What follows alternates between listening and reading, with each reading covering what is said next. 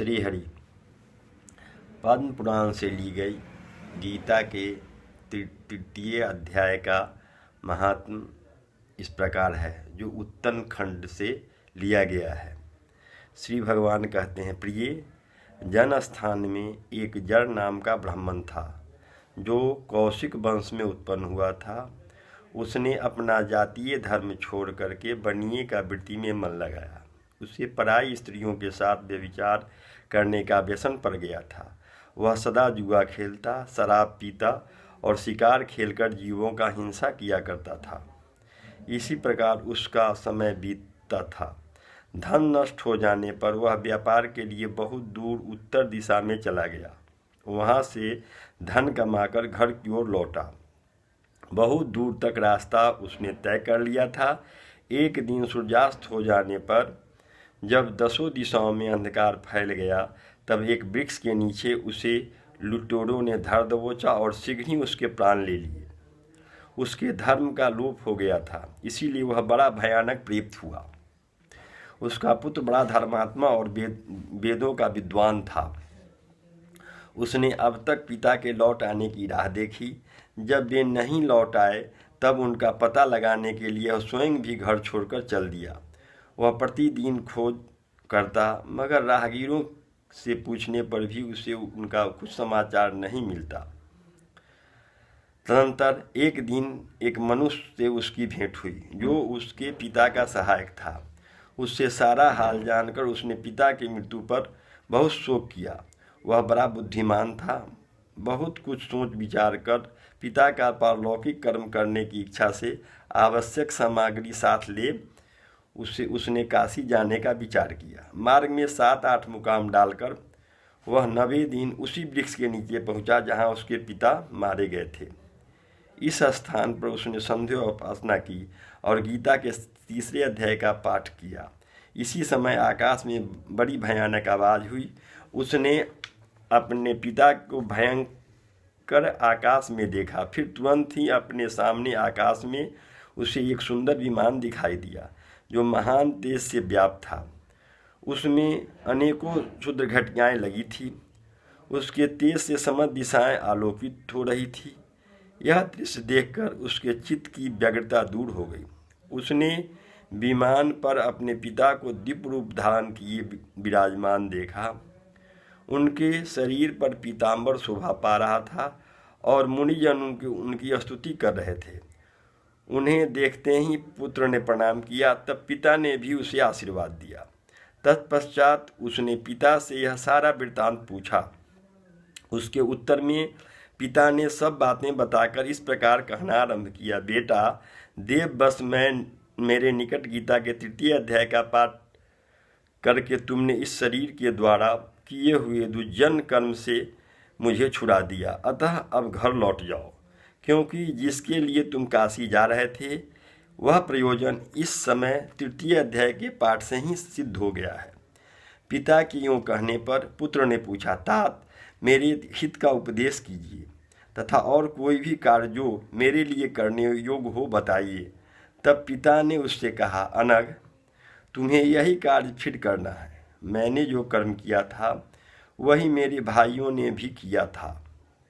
इससे वे घोर नरक में पड़े हैं। उनकी भी तुम्हें उद्धार करना चाहिए तथा मेरे कुल के और भी जितने लोग नरक में पड़े हैं उन सबका भी तुम्हारे द्वारा उद्धार हो जाना चाहिए।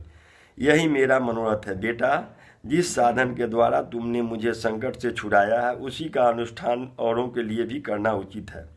उसका अनुष्ठान करके उससे हम लोगों का पुण्य उन नारकीय जीवों को संकल्प करके दे दो। इससे वे समस्त पूर्वज मेरे ही तरह यातना से मुक्त होकर स्वर्ग काल में ही विष्णु के परम पद को प्राप्त हो जाएंगे।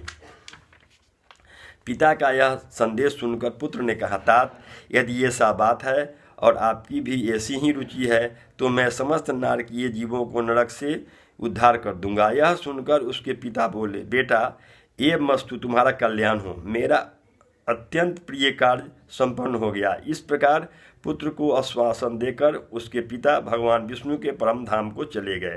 तत्पश्चात वह भी लौटकर जनस्थान में आया और परम सुंदर भगवान की कृष्ण के मंदिर में उनके समक्ष बैठकर पिता के आदेशानुसार गीता के 3 अध्याय का पाठ करने लगा। उसने नारकीय जीवों का उद्धार करने की इच्छा से गीता पाठ जनित सारा पुण्य संकल्प करके दे दिया। इसी बीच में भगवान विष्णु के दूत यातना भोगने वाले नारकीय जीवों को छुड़ाने के लिए यमराज के पास गए।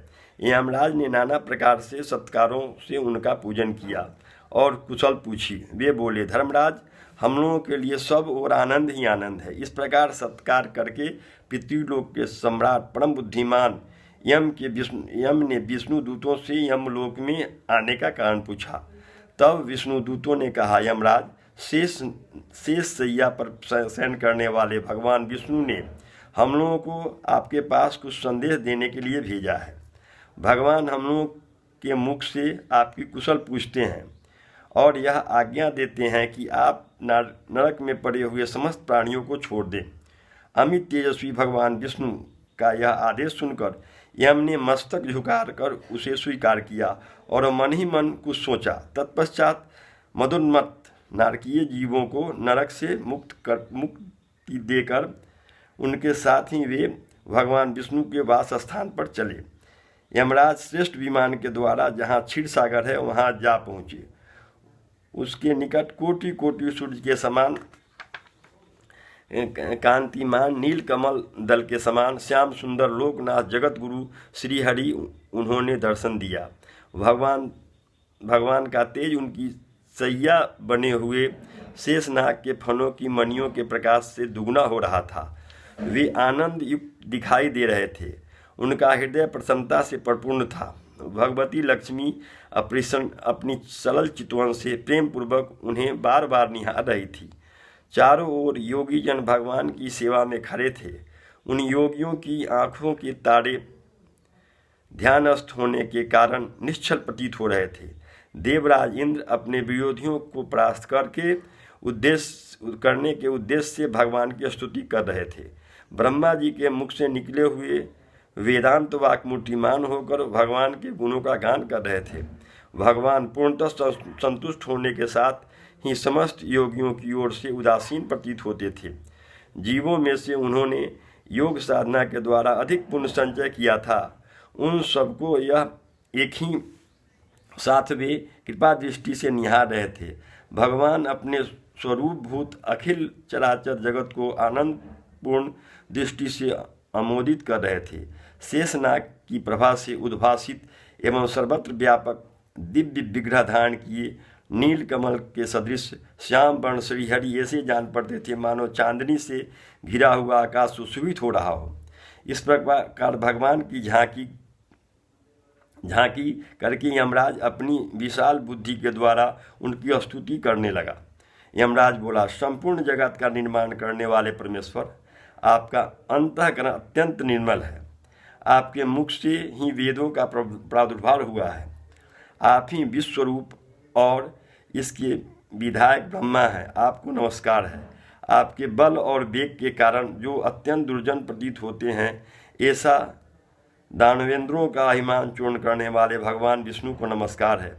पालन के समय तत्वमय शरीर धारण करने वाले विश्व के आधारभूत सर्वव्यापी श्री हरि को नमस्कार है।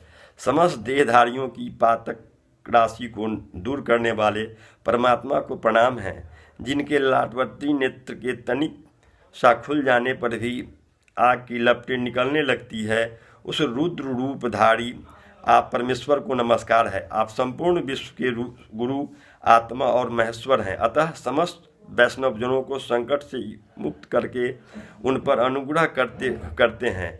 आप माया से विस्तार को प्राप्त हुए अखिल विश्व में व्याप्त होकर भी कभी माया अथवा उससे उत्पन्न होने वाले गुणों से मोहित नहीं होते। माया तथा मायाजनित गुणों के बीच में स्थित होने पर भी आप पर उनमें से किसी का प्रभाव नहीं पड़ता। आपकी महिमा का अंत नहीं है, क्योंकि आप असीम हैं। फिर आप वाणी के विषय कैसे हो सकते हैं? अतः मेरा मौन रहना ही उचित है। इस प्रकार स्तुति करके यमराज ने हाथ जोड़कर कहा, जगत गुरु, आपके आदेश से इस जीवों को गुण रहित होने पर भी मैंने छोड़ दिया। अब मेरे योग और जो कार्य है वो बताइए। उनके योग कहने पर भगवान मधुसूदन मेघ के समान गंभीर वाणी द्वारा मानो अमृत रस से सिंचित हुए बोले, धर्मराज, तुम सबके प्रति समान भाव रखते हुए लोगों का पाप से उद्धार कर रहे हो। तुम पर देहधारियों का भार रखकर मैं निश्चिंत हूँ। अतः तुम अपना काम करो और अपने लोक को लौट जाओ। यूँ कहकर भगवान अंतर ध्यान हो गए। यमराज भी अपनी पुरी को लौट आए। तब यह ब्राह्मण अपनी जाति के और समस्त नारकीय जीवों को नरक से उद्धार करके स्वयं भी श्रेष्ठ विमान द्वारा विष्णु धाम को चले आए। यही गीता के 3 अध्याय का महात्म हुआ। इसका श्रवण करने से प्राणी को लोक से उद्धार हो जाता है। श्री हरि।